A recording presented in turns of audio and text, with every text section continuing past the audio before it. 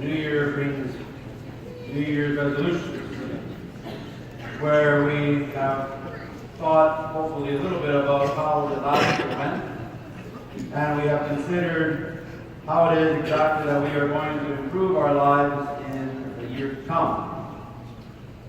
And we consider these new things that we want to do in our life to make our life a little bit better. Hopefully, we are considering things on different levels, not just on one or two, but emotional, spiritual, physical, financial, relationships, whatever it is that you need a little bit of an improvement on. All of these things together, you can work on them in 2019. Today we are here to celebrate a new beginning as well. St. John the Baptist became a very controversial figure in the time when Jesus Christ, because he was doing something that was very different than what they were supposed to be doing. And for those of you who don't know, in the temple in Jerusalem, that is where you were to come and to pay for forgiveness of sins through your sacrifice to God. And all of a sudden the temple leaders see or hear of this man John, who is prophesying.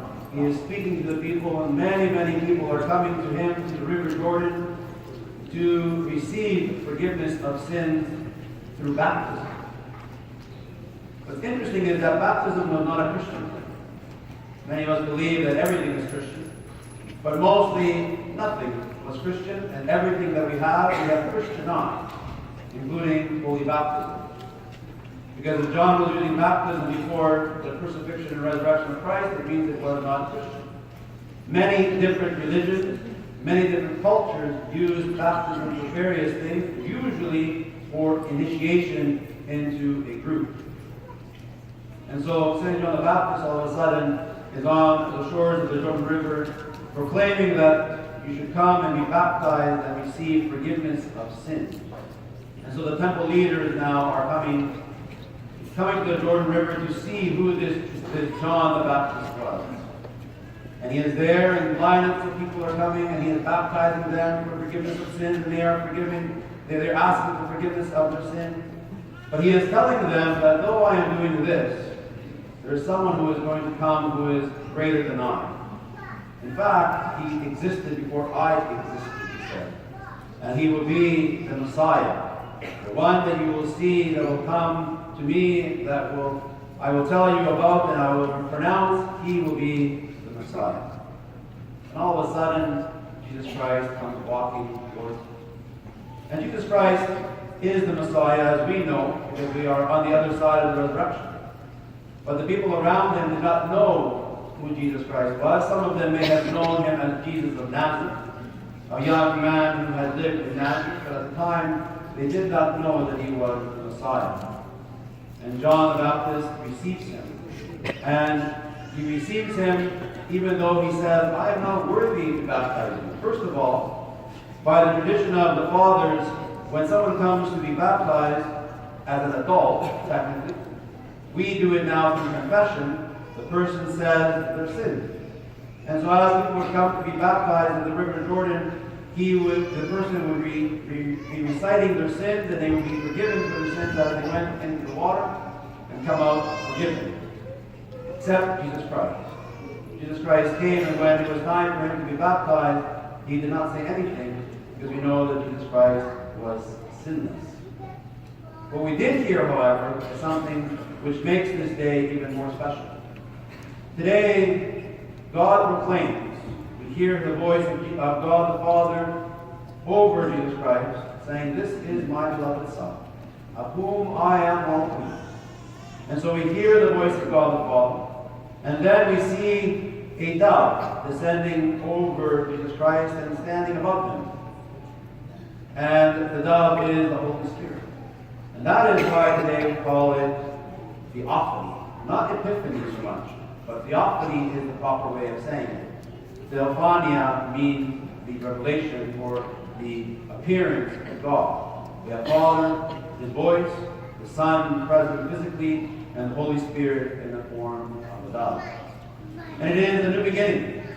Because as you see just from the teaching of John the Baptist, and as we know from the teachings of Jesus Christ, there is movement that is going to take place now in the salvation of humanity.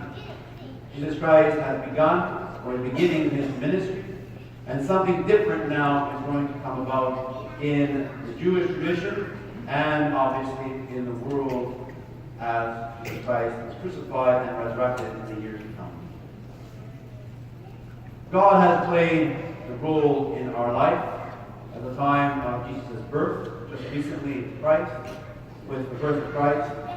But now also we see him present at the time when Jesus is ready to begin. He is present because of the fact that he wants to remind us that he is there, that he is the one who is ordaining this movement, that he is the one who is ordaining this new beginning, this change in what the Jewish faith was expecting of their Messiah.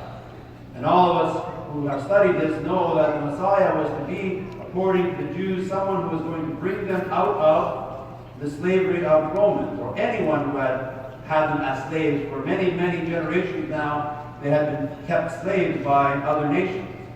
And so they had hope that the Messiah would be this great ruler who would bring them out of this captivity. But Jesus Christ says to them, he is the one who is going to bring them out of that captivity of their sins. It does not matter what happens with the Romans or the Babylonians or even the Greeks before them. It doesn't matter. What really matters is how we are captive to our sinfulness and how we are able to be free of that sinfulness. And beginning today with Theophany, the ministry of Jesus Christ, to teach the people, to heal the people, and not only to heal the people, but those people especially who were outcasts. Maybe this is where we really should take a look at what is different. In the Jewish tradition, especially the Jewish tradition of the temple, it's pretty much how we are sometimes as Orthodox people. We only like our people. We don't like to touch unclean things. The questions I receive about all the things that are going on up here is if there's going to be some kind of disaster if something goes a little bit differently than what your parents or yaya or whoever taught you or what you think is supposed to be. The temple is exactly how we have become in our church many times. And Jesus Christ is now walking in front of the temple leaders to be ordained as the Messiah, to be baptized, to hear the voice of God who is pleased with them, and the Holy Spirit descending upon him. And we see that now Jesus Christ is going to go forth and to welcome those people who were outcasts. Teach the people around him that it is not you who are clean that need God only, but that God's grace extends to all of the people, even those who are sinful, even those who are unhealthy, even those who are unclean.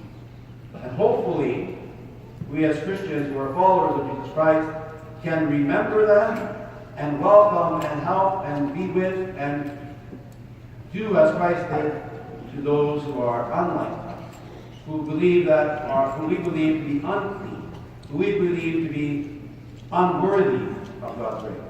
And the beautiful thing about God's grace that you see now descending in the form of a dove over Christ, God's grace is not extended fairly, thank God. It is given to those who you do not want them to have it. It is given to those whom you do. And it is given by God to whom he wishes to give it to. And so it is something that we may think is unfair sometimes. I come to church every week. Why am I getting this? Well, that person does not go to church at all, and all of a sudden God gives him something.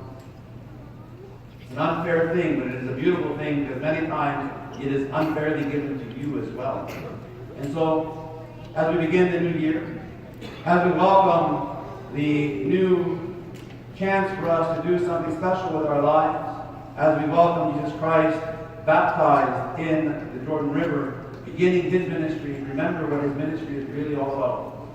To bring all people to God, to bring the salvation of humanity to all people, so that all people go into the kingdom, and everyone will be saved through his resurrection, and through God's grace, and through his love. Today we're going to see, after communion, Holy Communion, we're going to have the Theophany, or the Ayasmosu.